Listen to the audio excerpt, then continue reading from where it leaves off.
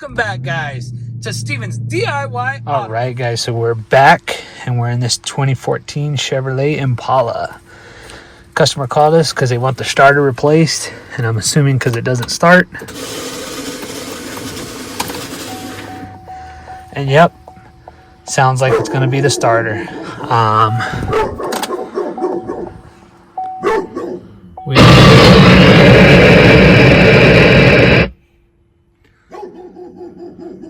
We have 165,805 miles on the clock. So we're going to take you guys along for the ride for as much of this as we possibly can. So we're going to be changing out the starter, and hopefully that starts. Customers did not want a diagnosis. They wanted the starter replaced. So that's what we're going to do.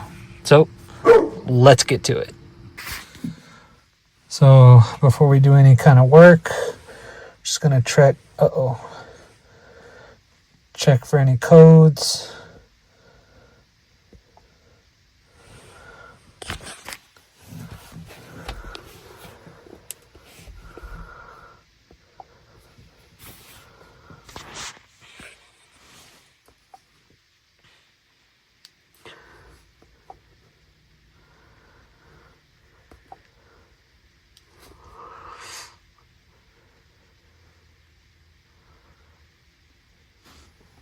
Sorry for the glare there, guys.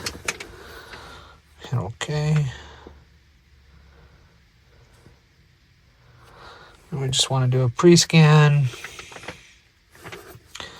do a fault scan, and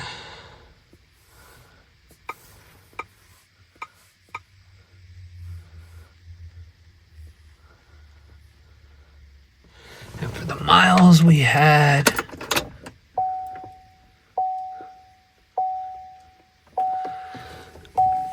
it's not wanting to show us. Okay. So now it's going to run through.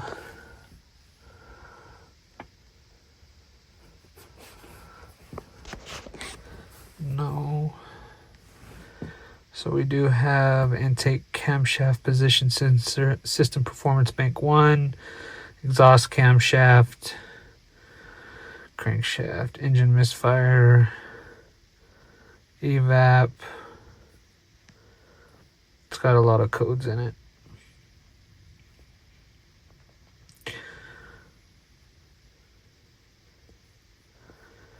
So we're just going to take note of all these trouble codes.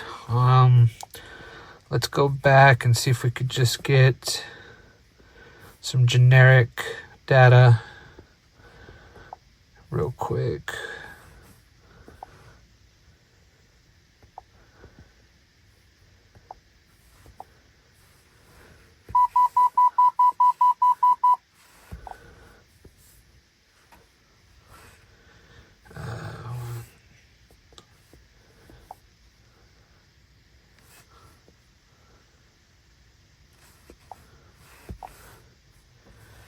Okay.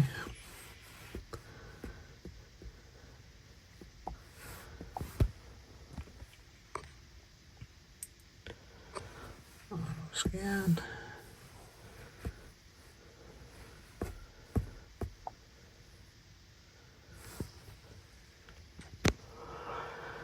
Communicating.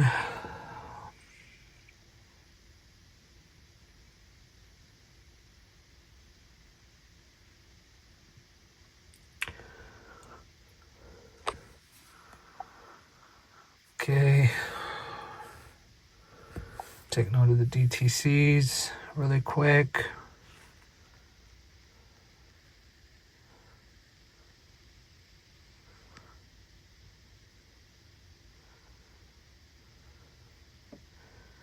Okay, so here is all those codes. Okay, we're gonna hit escape. We're gonna check the monitors, see if they're all set. This drive cycle.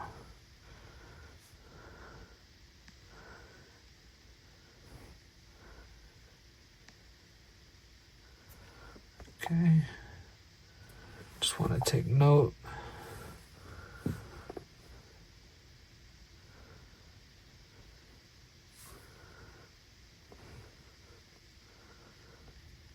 All right, so let's go ahead and go under the hood.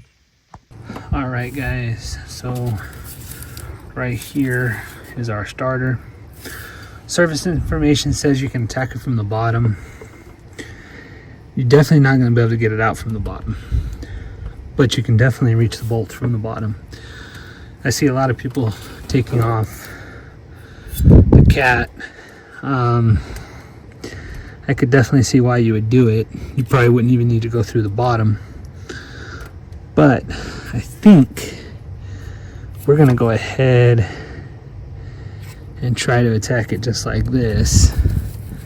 So you're obviously going to have to remove your nut here for your starter heat shield. Remove this wiring out of the way.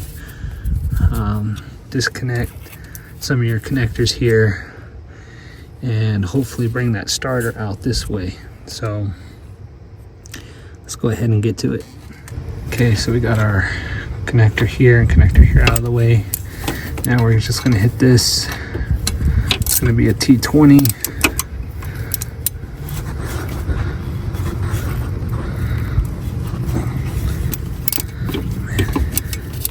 It's on there.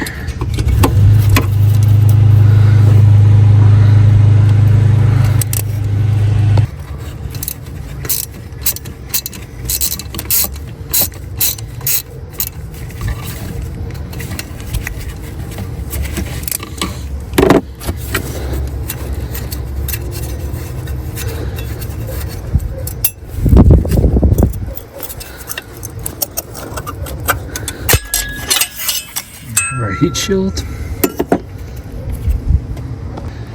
Okay, so we were able to go up under there with the flex head right underneath here and get it on our cable nut, and we've got it cracked loose. Just doing it with our hands now, so we'll bring you guys right back. Okay, so our cable's off, and I failed to mention we removed our negative battery cable. We got our wire off. We still need to get the connector, but we're gonna go under there, remove the two fasteners holding it in. That way we can get it down and maybe get to that connector easier. So let's see if this is gonna work. Okay guys, so our top bolt we got from the top, and we got a semi-deep 15 mil. They're both going to be 15 mil with a flex head, and you got just enough room to get in there and get it off. So we're going to finish taking this off and we'll bring you right back. Okay guys, so we got our bolts off, and I forgot that there is a crank sensor right there. You can see my socket on it. That's going to prevent the starter from coming out. It's a 13 millimeter. We got a semi-deep socket on there with a 6-inch extension. Brings it right out here. We'll be able to take it off pretty easy. Okay guys, so once you take the sensor out, you got more room to pop it out, and what we did was we just rotated it upward a little bit so that we can get our connector, and of course the tab is on the bottom, so go figure. So now let's see if we can fish this thing out, because I'm really gonna be upset if after all that we have to take it out.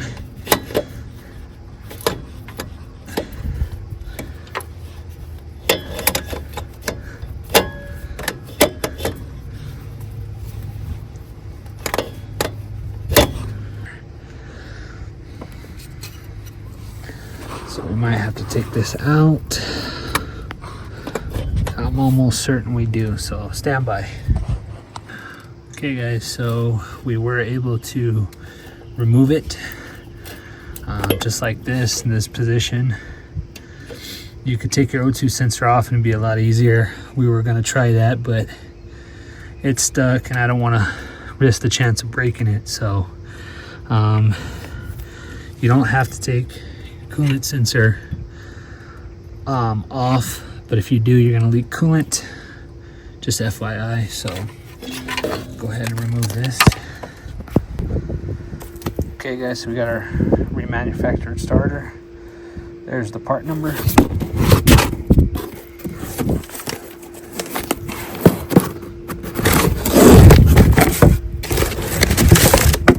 Take it out, compare it. If everything looks good, we're good to go. So we're going to check this over and then we're going to get it installed. All right guys, so we got everything put back together and torqued down to spec. Now it's the moment of truth. Did they need a starter? Survey says yes sir, they sure did.